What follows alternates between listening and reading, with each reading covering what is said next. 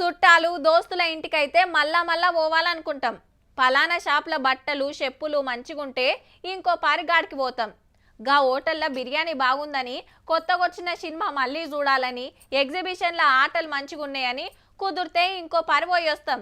కానీ దవాఖానకు అమ్మో ఒక్క పారి కూడా పోవద్దురా నాయనా అనుకుంటారు ఎవ్వలైనా. గట్లనే గీడికి కూడా ఒక్క పారి జైలుకు పోతే చాలబ్బా, జిందగీలా నేరాలు ఘోరాలు చేయరు.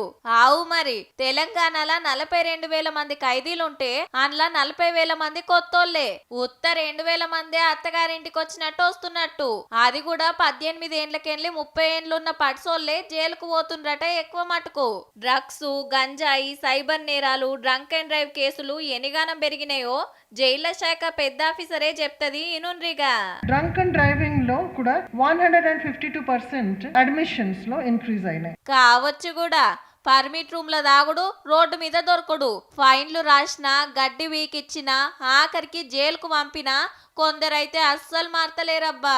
సైబర్ క్రైమ్ ఆల్మోస్ట్ ఒక 135.6% అడ్మిషన్ లో ఇంక్రీజ్ అయింది. కష్టం చేతగాక మందిని ముంచేటోళ్ళు మస్తు పెరిగిరి మరి. దందాలు, ధమ్కీలు, కిడ్నాపులు, దొంగతనాలు చేసి జైలుకొచ్చినోళ్లను ఉత్త గుసబెట్టరు కదా.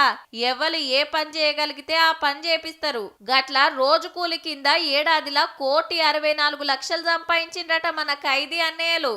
అయితే మళ్ళా లోపటికొచ్చేటోళ్ళు తగ్గుడు మంచిగానే ఉన్నది గాని కొత్తోళ్ళు వెరుగుడు కంట్రోల్ అయితే బాగుండే.